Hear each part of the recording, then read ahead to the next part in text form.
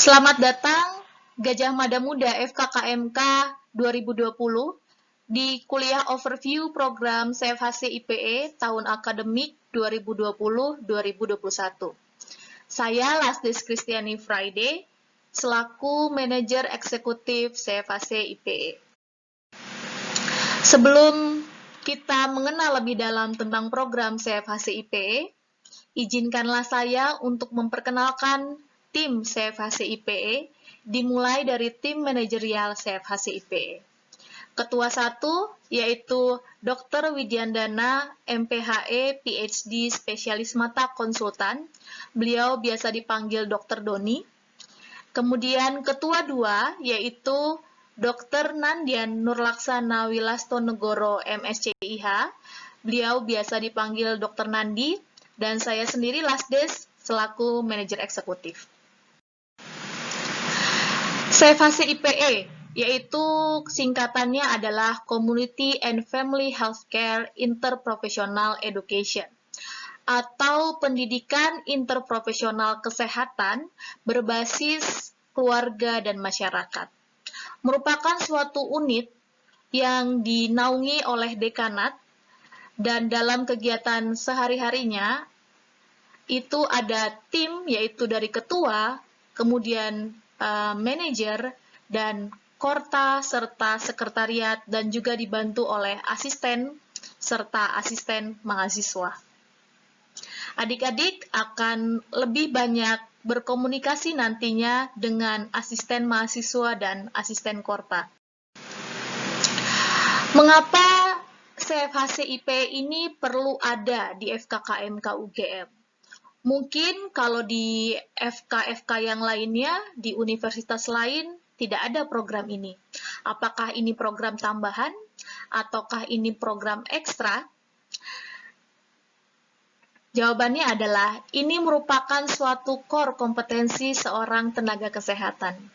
Jika nanti adik-adik lulus, kalau dokter mungkin namanya UKM PPD, kalau nurse dan gizi mungkin ada ujian untuk profesinya, maka muatan interprofesional collaboration itu merupakan muatan atau kompetensi yang dinilai dalam kelulusannya. Karena kenapa? Pada saat Anda lulus, adik-adik lulus, mungkin adik-adik akan bekerja di Kementerian Kesehatan, Dinas Kesehatan, puskesmas, rumah sakit, atau mungkin di komunitas dan di keluarga. Interprofessional collaboration ini merupakan skill yang sangat dibutuhkan. Sehingga sejak awal FKKMK sudah memikirkan bahwa 3 tenaga kesehatan ini perlu dipersatukan dalam satu fakultas agar mereka sudah terlatih untuk berkolaborasi sejak awal pada saat masa pendidikan. Kenapa ini penting? Karena jika pendidikan interprofesional benar-benar dapat diimplementasikan, maka akan tercipta kolaborasi interprofesional. Dalam dunia pekerjaan, kolaborasi sangat penting. Jika seorang dokter, perawat, dan ahli gizi, dan tenaga kesehatan lainnya saling menghormati, saling bekerja sama, kemudian mengetahui tugas dan tanggung jawabnya, maka tentunya yang diuntungkan adalah pasien atau dalam hal ini mungkin masyarakat, yaitu meningkatkan kualitas layanan kesehatan di Indonesia. Maka untuk mencapai kualitas layanan kesehatan yang lebih baik, diperlukan tenaga-tenaga kesehatan yang memiliki kompetensi selain dari kompetensi skill-nya dalam dunia akademis, yaitu soft skill berupa teamwork, communication, sharing role and responsibility, value, dan ethics. Teamwork artinya adik-adik dapat bekerja sama. Ya, sejak awal adik-adik di FKKMK, nantinya di program CFHC, adik-adik akan ada dalam satu kelompok yang terdiri dari 3 prodi yang berbeda. Adik-adik akan bekerja sama, bagaimana adik-adik datang ke keluarga mitra, kemudian mencari informasi, kemudian memberikan edukasi kesehatan, melakukan pengabdian masyarakat, maka teamwork sangat dibutuhkan. Dan tentunya melalui CFHC IPE ini, skill teamwork akan sangat diasah. Communication, bahwa tenaga kesehatan harus memiliki kompetensi komunikasi yang baik dan efektif. Maka, melalui program CFHCIP ini, pastinya adik-adik akan mengasah kemampuan komunikasi, tidak hanya kepada sesama sejawat, namun tenaga kesehatan lainnya, bahkan kepada masyarakat maupun orang lain. Kemudian, sharing role and responsibility. Bagaimana adik-adik memahami bahwa kompetensi-kompetensi tertentu memang bukan kompetensi adik-adik. Maka adik-adik dapat memberikannya atau merefernya atau merujuknya kepada tenaga kesehatan lainnya yang merupakan kompetensinya. Bagaimana seorang dokter berkomunikasi dengan ahli gizi tentang diet, bagaimana seorang perawat berkomunikasi terhadap dokter tentang suatu penyakit, diagnosis, dan lain sebagainya. Maka saling berbagi tugas dan tanggung jawab ini telah dilatih di program CFHCIP. Harapannya nanti pada saat bekerja adik-adik sudah mahir dengan skills ini. Kemudian value atau ethics, nilai dan ethics. Dalam dunia kesehatan kita harus menghormati value atau nilai yang dianut oleh pasien ataupun klien kita. Dan kita juga harus menghormati pasien kita dan memberlakukan setiap layanan kesehatan dengan menjunjung nilai etik. CFHCIPE sesuai dengan namanya Community and Family. Maka concern dari CFHCIPE ini dibagi menjadi dua, yaitu family based atau berpusatkan atau berdasarkan pada keluarga, itu akan ada pada tahun pertama dan tahun kedua. Jika adik-adik perhatikan di sini ada 7 kolom. Ada 7 kolom yang menandakan bahwa ini ada 7 semester. Jadi masing-masing itu ada 2 semester, kecuali di tahun keempat itu hanya 1 semester. Jadi pada tahun pertama ada 2 semester. Objektifnya adalah adik-adik dapat berkomunikasi dengan baik, memahami konsep IPE, kemudian dapat bekerja dalam tim. Kemudian pada tahun kedua, objektifnya adalah adik-adik memiliki keterampilan mengidentifikasi faktor risiko kesehatan di keluarga. Kemudian setelah tahu faktor risiko kesehatannya apa, adik-adik diharapkan dapat memberikan edukasi kesehatan sederhana, baik itu menggunakan media maupun tanpa media. Pada tahun ketiga dan keempat, concernnya ini lebih kepada komunitas atau ke masyarakat. Pada tahun ketiga, adik-adik akan mendapatkan keterampilan bagaimana memprioritaskan masalah kesehatan di komunitas. Tentunya adik-adik tidak dapat mengintervensi semua permasalahan kesehatan di komunitas, sehingga perlu skill bagaimana caranya memprioritaskan masalah kesehatan. Setelah tahu masalah kesehatan prioritas di komunitas, maka adik-adik akan dituntut membuat pengabdian masyarakat terkait dengan masalah kesehatan masyarakat tersebut. Sama halnya dengan tahun keempat, adik-adik melakukan pengabdian masyarakat, namun topiknya lebih kepada persiapan dan mitigasi bencana di keluarga maupun di komunitas. Ini merupakan output yang diharapkan setelah adik-adik melakukan semua kegiatan tersebut selama 7 semester. Adik-adik lulus mendapatkan gelar S.Ket, S keperawatan, SGZ, ditambah dengan soft skill, teamwork, communication, sharing roles and responsibilities, values, dan ethics. Ini merupakan kompetensi dari IPE.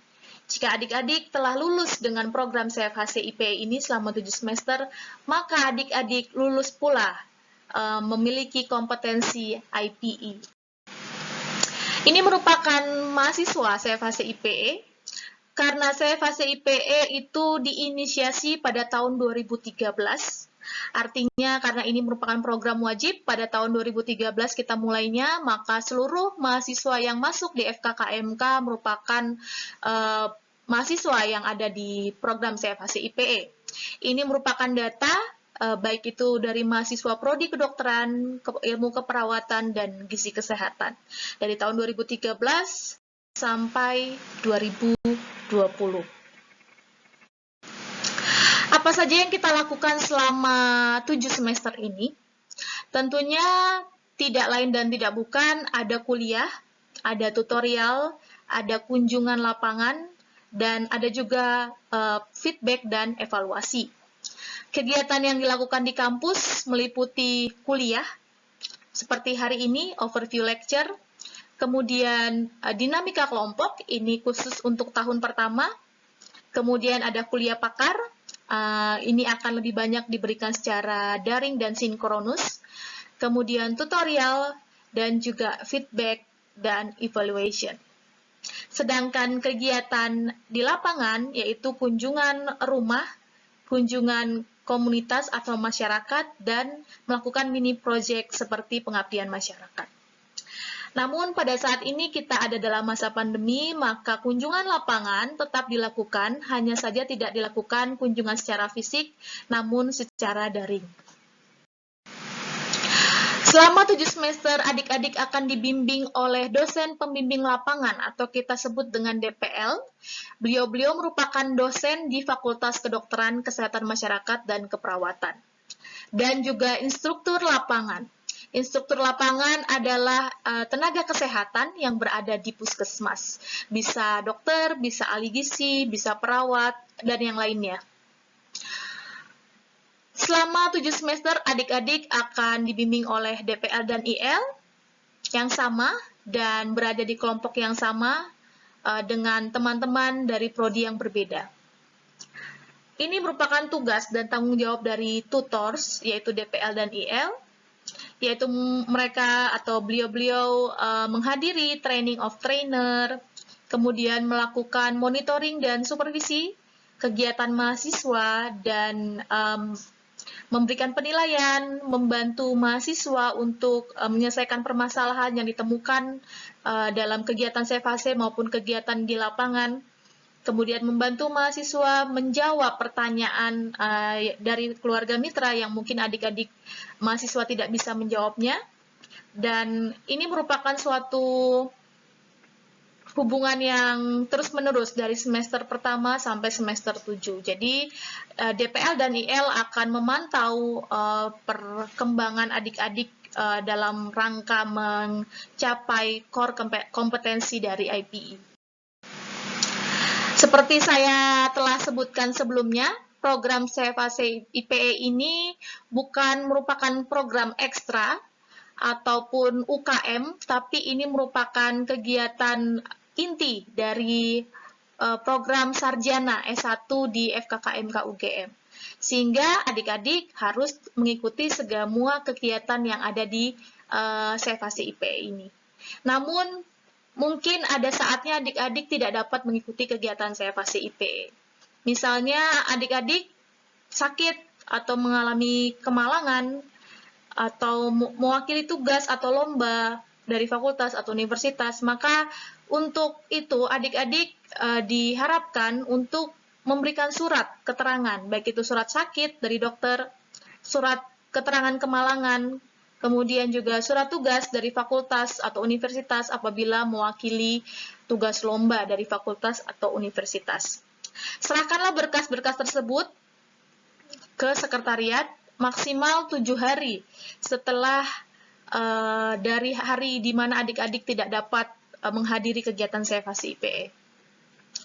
Setelah adik-adik memberikan berkas tersebut, maka adik-adik tetap harus mengerjakan tugas pengganti. Tugas pengganti akan saya jelaskan lebih lanjut, dan jika adik-adik telah melakukannya, maka poin kehadiran dianggap hadir. Selain dari 3 alasan yang diperbolehkan oleh fakultas, mungkin adik-adik ada izin karena kegiatan akademik atau prodi. Misalnya ada kegiatan lecture yang terlambat, sehingga bentrok waktunya dengan kegiatan CFAC, ataupun praktikum, ataupun progress test, dan lain sebagainya, maka adik-adik perlu memberikan surat izin keterangan dari program studi bahwa adik-adik berhalangan mengikuti kegiatan CFAC karena hal tersebut. Serahkan juga ke sekretariat maksimal 7 hari setelah hari di mana kegiatan CFAC IPE dilaksanakan namun adik-adik tidak bisa hadir. Kemudian tetap mengerjakan tugas pengganti, dan jika telah melakukan itu semua, maka poin kehadiran dianggap hadir. Selain daripada alasan-alasan tersebut, mungkin adik-adik ada izin yang tidak atau belum saya sebutkan tadi alasannya masing-masing, maka adik-adik perlu memberikan surat izin yang ditujukan kepada Ketua CFHC IPE dan juga tetap mengerjakan tugas sebagai pengganti nilai kehadiran. Namun, jika misalnya adik-adik tidak memberikan keterangan selama 7 hari, artinya konsekuensinya adalah poin kehadiran adik-adik dianggap 0 atau tidak menghadiri kegiatan CFHC IPE. Adapun tugas penggantinya adalah jika adik-adik tidak dapat hadir dalam kegiatan overview, maka tugas penggantinya membuat resume kegiatan yang ditinggalkan dan juga mengerjakan pre dan post test susulan jika ada. Jika adik-adik tidak menghadiri kuliah sehari atau seminar di waktu yang telah ditentukan atau di periode waktu yang telah ditentukan, maka tugas penggantinya membuat literatur review dari salah satu topik kuliah atau seminar dan mengerjakan pre-post test susulan jika ada. Jika adik-adik tidak terjun lapangan, maka adik-adik tugas penggantinya adalah surat izin yang ditandatangani oleh instruktur lapangan atau IL, kemudian membuat resume kunjungan lapangan. Tanyakanlah informasi tersebut dari rekan-rekan adik-adik. Kemudian tutorial DPL, jika adik-adik tidak mengikuti tutorial DPL, maka adik-adik perlu memberikan surat izin yang ditandatangani oleh DPL, menjelaskan kenapa tidak bisa ikut tutorial, kemudian memberikan resume kegiatan tutorial dengan DPL. Apabila adik-adik tidak dapat menghadiri feedback yang dilaksanakan bersama DPL dan IL atau IL, maka adik-adik harus memberikan surat izin yang ditandatangani oleh DPL atau IL dan juga memberikan resume hasil diskusi dengan DPL dan IL. Untuk tahun dan 3 ada pengabdian masyarakat. Apabila adik-adik tidak dapat ikut serta dalam kegiatan pengabdian masyarakat tersebut karena tadi izin-izin yang telah saya sebutkan, maka adik-adik harus memberikan surat pernyataan tidak keberatan dari kelompok.